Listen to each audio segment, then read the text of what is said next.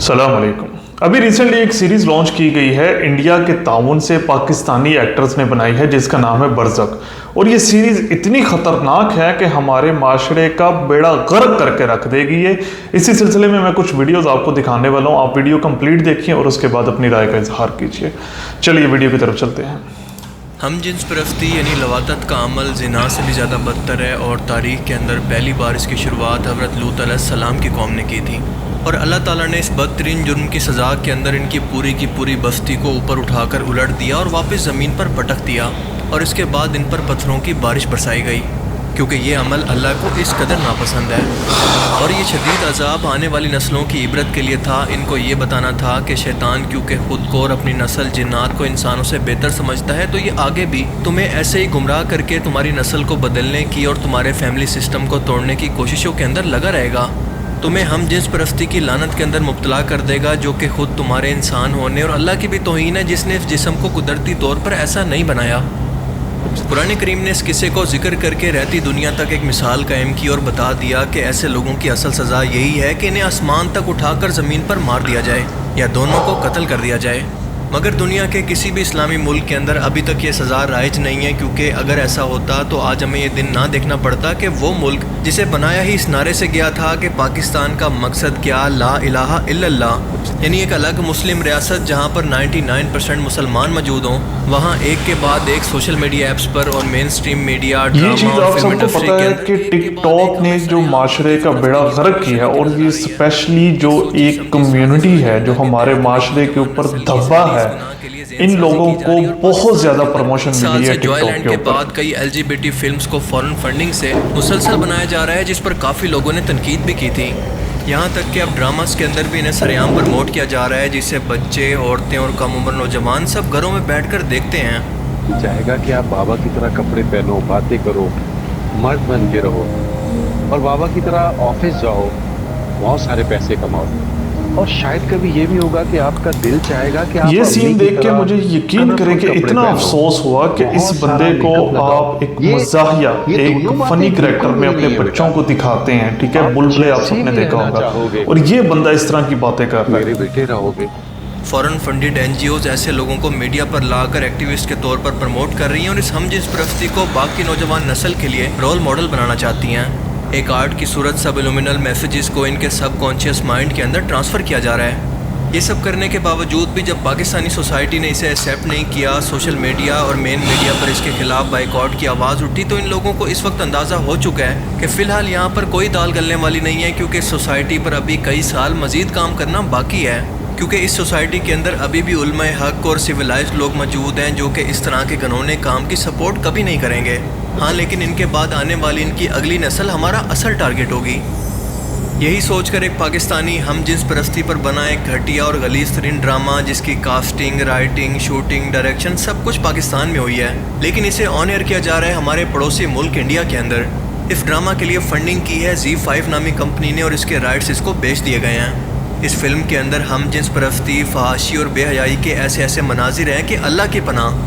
आप तसव्वुर भी नहीं कर सकते कि इतना ओपनली खुद को मुस्लिम कहने वाली सोसाइटी हम जिन्स परस्ती को प्रमोट कर सकती है। इस ड्रामा सीरीज़ के अंदर मेन कैरेक्टर फवाद खान और सनम सईद जैसे बड़े एक्टर्स ने काम किया और ऐसा लगता है कि ये लोग पाकिस्तान के अंदर भी सब कुछ दिखाने के लिए तड़प रहे हैं, लेकिन सोसाइटी के प्रेशर ने इनको ऐसा करने से रोक रखा है। लिहाजा जैसे इंडिया की तरफ से ये ऑफर आती है, ये अपना सब कुछ, अपना दीन, ईमान और इज़्ज़त इन पैसों और इस बेहयाई की प्रमोशन के लिए बेचने को तैयार बैठे हैं। इस ड्रामा के अंदर वो तमाम बड़े गुनाह मौजूद हैं जिनको इस्लाम के अंदर सख्ती से मना किया गया है। मिसाल के तौर पर बच्चों की ज़ेनसाज़ी, LGBTQ, फहाशी, सेम सेक्स और जादू। आप अंदाज़ा करें कि एक छोटे बच्चे को छुप कर एक मर्द को नहाते हुए दिखाया गया और इसके लिए फीलिंग्स दिखाई गई हैं। दो छोटे बच्चों को मखसूस किस्म की आवाज़ें सुनकर ये कहते हुए देखा जा सकता है कि माँ भी ऐसी आवाज़ें निकाला करती थी जब बाबा ज़िंदा थे। दो मर्दों को फिजिकली प्यार करते हुए देखा जा सकता है और बार बार डायलॉग्स के अंदर हम जिस परस्ती को लॉजिकली कायल करने की कोशिश की गई है। और फवाद खान साहब ये फरमा रहे हैं कि पहले जब ड्रामास के अंदर इंटीमेट किस्म के सीन हुआ करते थे तो लोग इनको देखकर काफ़ी अनकंफर्टेबल हुआ करते, लेकिन अब आहिस्ता आहिस्ता लोग इसको कबूल कर रहे हैं। यानी ये लोग ये बात एक्सेप्ट कर रहे हैं कि ये लोग आहिस्ता आहिस्ता सोसाइटी को फहाशी और हम जिन्स परस्ती इंजेक्ट कर रहे हैं और इसका असर आहिस्ता आहिस्ता देखने में भी आ रहा है। तौर पे फिल्मों में जब इंटीमेट सीन्स भी होते हैं, शुरू होते थे, लोग बहुत अनकंफर्टेबल होते थे।